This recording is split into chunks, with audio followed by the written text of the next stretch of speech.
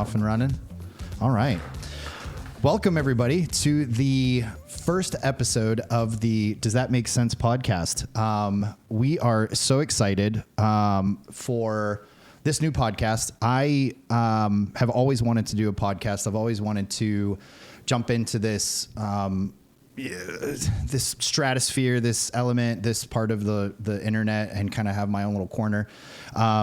And about, I don't know, maybe 2 months ago, I thought, we're just going to do it. I'm going to do it. I've got some friends that I can lean on that can help me with some stuff.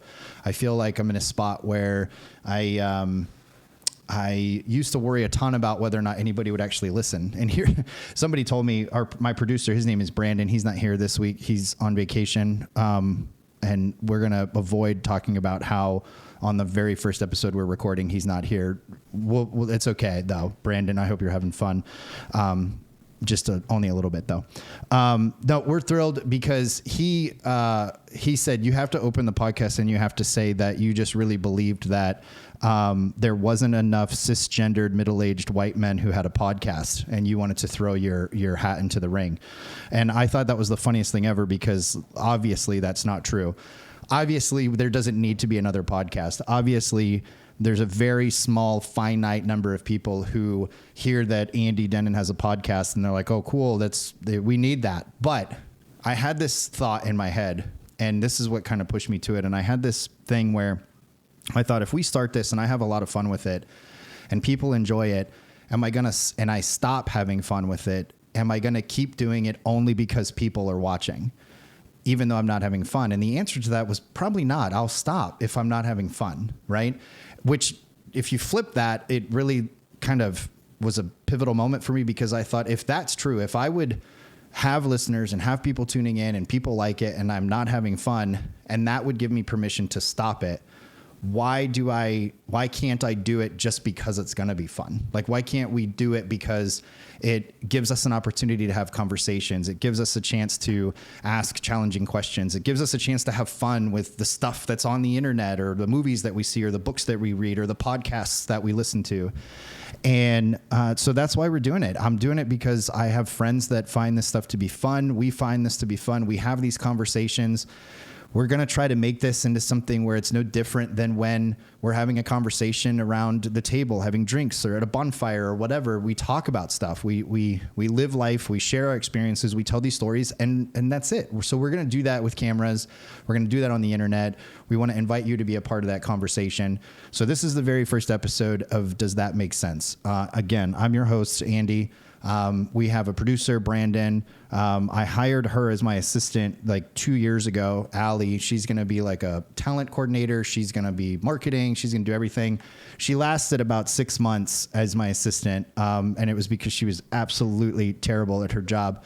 I'm actually kidding. It was because she just excelled so well that the assistant job was too small for her. So she's going to be here. I don't know if you'll see her. I've told her she's going to be on, and she threw something at me. So maybe we'll meet her. Maybe you won't, but you'll see her fingerprints all over this thing. Ryan Thomas is cameraman, tech extraordinaire. Nate is on the team. You're going to meet all these people. You're going to hear all these stories. And we're just excited because it means that we're just doing something. We're adding our part of the conversation to the bigger conversation. And we're calling it Does That Make Sense? Because 2 reasons. One, we want to create a little bit of controlled chaos once a week to try to make sense of the chaos that we can't control. And we're going to do that through conversations and questions and games and fun. But it's really just our way of saying life happens. It's complicated. Parenting is tough. Business is tough. Leadership is tough. Being in relationships is tough. People don't understand us. People confuse what we say. It's about closing the gap between, what we say and what we mean. And the reason that name jumped out is because every time I'm having a conversation with somebody, I have a tendency, when I'm done explaining something, or I'm done trying to cast a vision of a new idea or direct somebody to do something at work, I have a qualifying question that I ask, and it's always, does that make sense? And they'll look at me, and I'll gauge by their reaction if it actually made sense, if it seems like it's something that they understood. And if they don't, or if they say no, or if they say explain more, I'll get into it, right? And so, again, we're having conversations about what we should call this. And that was one that came up in the conversation. I was like, I love it. It's perfect. It's going to be a lot of fun. So here we are, the very first episode. Does that make sense? With me, your host, Andy Denon. Today is going to be a little bit of an anomaly. We don't have a guest today because it's just the first episode and I'm just doing a little bit of introduction. I think we opened the shot, Ryan, with a 2-shot. Let's show everybody that again. They can get a feel of like the little studio that we've got here. So our guest is going to be over here when we have them. We're going to have some conversations with some people, and it's going to be fun. I'm happy to be a part of this with you. DTMS.podcast is where you can find us on Instagram, on TikTok, on X, on YouTube. It's going to be available on Spotify and Apple Podcasts, anywhere you get your podcasts. And we are really looking forward to having the conversations. So we want you guys to engage. We want you to ask questions. We want you to say things like, hey, help this has happened to me. This is a funny story. This is serious. This is funny. This make this make sense. And we're going to have a good time with it. A little bit about me. I don't want to ramble, but I think it's important that we get to know each other. I have been married. I'll be married for 15 years in a couple of weeks. 15 years. I feel like I'm not even old enough to be married, let alone be married for 15 years. I have 3 children. My wife's name is Stephanie. 18 years ago, I didn't even know her. And then I've been married to her for 15 years. I knew after 3 months that I was going to marry her. I proposed after 8 months. We got married after a year of engagement. We had our first kid a little over a year later. Ethan, he'll be 13 this year in November. I'm a teenager, that doesn't make sense. So we're not going to talk about that. But he's the best. He is smart, probably smarter than I'll ever be. And if he's not now, he will be eventually. I have 2 daughters. They are Elizabeth and Emerson. Elizabeth just turned Ellie, is what we call her. She just turned 10. She'll be 11 in November. And then Emerson, who's affectionately known by a lot of people as just the little unicorn, she just turned 7 in April, and she has the mentality and sense of humor of a 22-year-old. Just a crazy, fun ball of energy. All of them are awesome. My 2 daughters dance. That's another thing that doesn't make any sense. The dance world. Okay. If you are in the dance world, my apologies, first of all, because it is absolutely insane. But the stuff that they learn from it and the stuff that we get out of it and the stuff that like I get to experience being a dance dad, I really honestly wouldn't change it. But it is an absolutely insane world. So if you're in the dance world, we're going to talk about that. We're going to have a good time with that. My wife's been teaching dance for like 20 some years now. So people joked and said, when you marry a dance teacher, you marry the entire studio. And I was like, nah, that's funny. Like I get the joke. And I immediately became completely consumed by the dance studio and everything that the dance studio means. So we're going to talk about what it means to be a husband or a spouse. We're going to talk about what it means to be a father, a parent. We're going to talk about relationships. Like I said, married 15 years, 3 kids. I graduated from YSU back in 2007 with a Bachelor of Arts in Telecommunications. And that, at the end of high school and into college, is where this love of this medium really kind of started to explode. And I was like, man, it would be fun to be a radio DJ. When I was in college, I had every intention to graduate from college, get a job at a radio station, and be a radio host. I was going to play music and do a morning show. I had all these ideas. After I graduated, that just didn't happen. You know, like I got into some other stuff that we'll explain here in a minute, but that was really where the love of this medium, the internet radio, podcasting, digital media really started to take off. So here we are. I mean, shoot, I've been out of college almost 20 years, and here's the podcast. Here's what we're doing. I work for 15 years. I worked as the executive director of an after-school program called Refuge, and Refuge still exists. We're actually in this room is my old office when we ran Refuge. And a couple of years ago, I took a different job, a different role at a different company. But Refuge still exists. I'm still the executive director. COVID really changed kind of how we operated. So we just we shifted everything. But welcome to refuge.com. If you want to learn a little bit more about it, that website's being shifted and in development for some different things, but we offer mentorships to some kids. We'll do the occasional kind of crisis intervention, family counseling.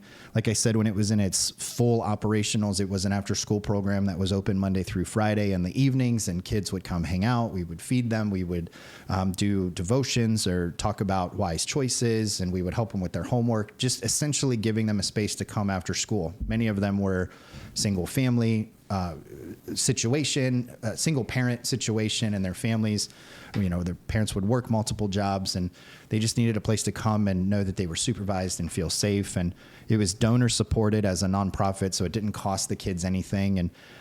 And we did that forever. My dad was a senior pastor of a local church when I was a kid growing up. That's what actually brought us into this area. And my family was just deeply ingrained with this desire to help people with a specific focus on young people. We just really loved providing a safe space and making an impact and influencing younger people to make wise choices, because we always believed that if the world is going to be better tomorrow, it's going to be the young people that are going to make it better. The 11-year-olds now are going to they're going to vote on the rules and the laws, and they're going to make the rules that we're going to all have to follow 10 years from now, 6 years from now, 7 years from now. And if we want that world to be better, we have to challenge and impact and encourage and educate our kids, right? And so I wanted the world that my future kids were going to grow up in to be better. So I challenged the young people 10 years ago to make wise choices in the hope and the idea that the world would be better. And in a lot of ways it is. And in some ways it's the same, and in other ways it's different. And we're going to talk about that here, and we're going to try to make some sense of it. I currently operate as the executive director and CEO of a residential treatment facility called Safe House. These companies were intertwined at one point. They were connected to each other. Refuge branched off in 2008. Safe House kept doing its thing. And now my dad is kind of semi-retired. He was the founder and executive director of Safe House. You can check out safehousersd.com. There's even some podcasts that him and I did that are on YouTube. If you search Safe House Podcast, you'd probably find it. But we did like an 8-episode little run right at the beginning of COVID because we were bored. Terribly bored. So we would do a lot of conversations. And if you can make it through all 8 and you can send me proof, I'll give you a crisp high five, because there's a lot of conversations happening in that, and it's really just a big history of Safe House. And so, but again, it's a residential facility that provides mental health rehabilitation. I mean, everything from drug rehabilitation to behavioral interventions to sex offense treatment specialists. There's everything that happens there for mental health for young people who have been abused and traumatized and left in the system. And so it's again just about providing resources for families. So we have a lot of experience. I'm excited about what we've learned. I want to share that with you. I want to have conversations about those kind of things. And before we get too deep into just me chattering on, the story of Safe House, we actually turned into a short film, and that actually is what that thread is woven throughout the last 5 years to get us to right here. Because the same team that helped build that short film to cast the vision of Safe House is the same team that's putting this podcast together for us. Brandon, my producer, was on that. He used to come to the after school program when it was Safe House 15, 16 years ago, maybe longer. He made YouTube videos with his buddy because he was interested in film and digital media. When eventually he got too old for the after school program. He was in high school. He was doing his own thing. He graduated from high school. He went to Kent State University, the Golden Flashes, I think. I don't know. If they're not the Golden Flashes, my apologies to Kent State. YSU Penguins, while not scary, would absolutely crush Kent State. Go Gwins. Okay. Anyway, so he went to Kent State for digital media production. He was a senior, and I knew that he was still interested in it. And I had this idea to do this short film that told the story of how Safe House got started. Super cool story. Had to do with a teddy bear that my dad found, and just kind of this symbolic realization that kids kind of feel like they are this teddy bear. You can look that up on YouTube too. We'll actually post a link in the description so you guys can check all that stuff out. And so I called Brandon up and I said, hey, I know you're doing this. I'd be interested in using your skills. And if you know anybody on campus that would help with this, maybe we could put a project together. And his eyes got real big and he's like, oh my gosh, like we have an independent film program that's like student led. We can make this part of our project. I'm a senior. I can make this part of my senior project. This would be super neat. And I'm like, great, let's get into it. So I filled out all this paperwork for him and we did it. We had a team of people that came together. We shot this short film at my dad's house. He edited it. We use it still to this day as promotional material with counties, with parents. We show it to the kids when they get brought into the facility to learn the program and why they're here and how we're trying to help them. And then, after that, he graduated and he's like, I'd like to work with you some more. And I hired him to come work at the after school program. And then it turned into where he came over to the safe house side because we needed some tech help and some media help. And then oddly enough, around that same time, my dad, who, like I said, was semi-retired, was involved in fishing and tournaments.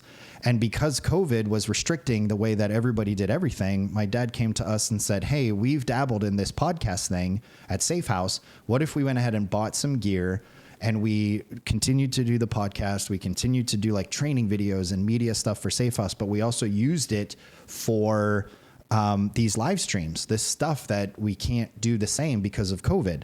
And this was before everybody live streamed everything. This was literally like 2020, June of 2020. So, that was, it was just 2 months, 3 months before that everything shut down. So we hadn't figured out all the things that we, know now about how to live stream and how versatile the internet is for all that kind of stuff. And it was just this side thing. It wasn't a main idea. And so we decided we were going to go ahead and do that. So we were going to use Safe House and say, hey, Safe House can do like a media division. And I thought, well, let's not do that. Let's not do a media division. Let's do a separate company because then we could branch out and we're not stretching Safe House too thin. It could stay focused on what it's doing. And actually my son helped me name what became Replay Media Group. And so that became this arm that did media. And I know that this sounds crazy and it's supposed to, because this whole concept is trying to make sense of how we end up where we are. And so we designed all this stuff. We went to this live stream. We were traveling to Kentucky for this tournament. It was the very first time any of us had ever done something like this. There's a group of 8 of us. And I'll never forget that I had no idea like what we were getting ourselves into, no idea what we were doing. We took a crew of like 8 people to this thing, which I might be telling on myself because it was COVID and we weren't supposed to do that. But there was 8 of us and we're all crammed into this van and truck and we're just like, everybody mask up in the van. I don't know. Anyway, it was wild. So we do this thing. And when we get there, the director of this tournament is like, so you guys are here for the TV show, right? And we're like, we're here for the live stream. He's like, oh yeah, well, you guys can get some other footage and you can make a TV show for us too, right? No, maybe. Should we? And that's what happened. We decided at that point that we would not just do a live stream on a Friday afternoon and a Saturday afternoon, but we would get on a boat, we'd go out into the water for this fishing tournament, we'd capture this content, and we would try to make a TV show out of it. And literally, it's been 5 years, and Replay Media has now produced well over 100 television shows for a network called Pursuit Channel, which is on DirecTV. And when I tell you that that's the story of how it started, that's exactly what I'm talking about. There was no plan for this. And so we've had the opportunity to work with multiple fishing tournaments, outdoor clients. Replay Media has been a part of a Stephen King novella short film project where we produced a short film based on a Stephen King novella. We've done music videos. We've done advertisements and live streams for real estate companies. I mean, it's just been crazy. And now we're into the podcast game. The Replay team works with multiple clients still.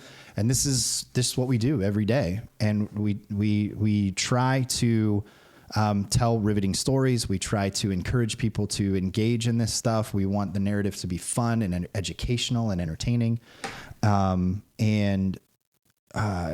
It's been wild. And so my hope with does that make sense, is to tell those same stories, to have that same narrative, to talk to people and say, what are you doing? You know, what's going on? Like, what gives you life? What makes you feel excited? What motivates you to wake up? There's one thing that I've learned, I guess technically, and Allie's in the room, and I hate this term because it feels so self-promotional, is on the term entrepreneur. But I guess I would be described as that because we have several businesses that we've started over the last 10 years. We have 2 nonprofits. We have a food service company. And again, we'll tell all these stories. I'm not going to ramble on for hours right now, but we have 2 nonprofits. We have a food service company. We have, I'm not a part owner of it, but I partner with the owner, maintenance company. We've got a management service company that provides like executive management services for multiple companies. We have a real estate company. We have a sports complex. We have an after school program. We got a lot. We're busy. And I have conversations with people and they hear these stories and they're like, how do you manage all of that? And I want to say right off the bat that it's not nearly as chaotic and crazy as it sounds. It's very busy. We have a lot of balls in the air, but it's not, it makes me sound crazier than I think we actually are. And it makes sense once you learn about it. And so I want to encourage people to take those same kinds of risks. And I want to talk to other business people on this podcast. I want to talk to moms and dads who are raising children while also, you know, being bosses and running businesses, who have podcasts or chase after, you know, dreams of musicianship, or they want to create art or whatever. And so we're going to create some chaos that's controlled as we try to make sense of the chaos that we cannot control. I like to read. I like movies. We're going to talk about books and movies. We're going to talk about things that I've read. Some of my favorite authors. I love reading Malcolm Gladwell. He also has a podcast. Revisionist History is one of my favorite podcasts that exist. And he inspired me to just sit in front of a microphone and start talking to people. I also, ironically enough, talk about like differences in the spectrum. I binge Conan O'Brien Needs a Friend literally every day. I listen to multiple episodes. Anytime I'm in the car, I just get to the next one. And ironically enough, he had a guest on who has another podcast that I love, Amy Poehler. And she said that she started hers because post-COVID, she realized that it felt like people were lonely and she wanted to create a space where people could connect and have a community. And I love that. And I'm stealing it from her because that's what I want this to be. And so I am thrilled to have this little introduction. If you made it this far and you did not scrub, again, let me know. Crisp high five, because I'll admit I wanted to wait to start until we had a guest because I wanted to talk to somebody. But I think it's important too. And everybody was like, just start, just talk to people, just get some content out there. We're going to play some games in episodes in the future where you guys are going to be engaged with stuff. We've got some fun, like hot take type stuff. I don't want to be controversial. I don't want to be clickbaity, but I want to be having real conversations. I want things to matter. And then that doesn't mean that they have to be serious. They can be funny and absurd and still matter, because if you're not laughing, why? You know, like we need to be enjoying what we're doing. Right. So we're going to have some depth. When I was putting together the social medias for this, I described them as the right amount of depth and humor, because I want that to be true of myself. I want to have the right amount of depth and humor. I like absurdity. I think funny things are awesome, but I also get so geeked out about having deep conversations with people about serious stuff, but finding the fun in it. So a weekly podcast where our goal is to film these, to shoot these on Wednesdays or in the middle of the week. And then the following Tuesday, they get dropped on all of the platforms. And so we hope that you'll join us. What do they say? And subscribe, I don't even know the terminology. I'm 41, guys. So click that like button and the subscription button. But tune in, like and subscribe, share it. talk about it, leave comments, engage, and we're going to have some fun. And so with that, I'm going to wrap up. Am I missing anything, guys? Behind the cameras, anything that I wanted to talk about?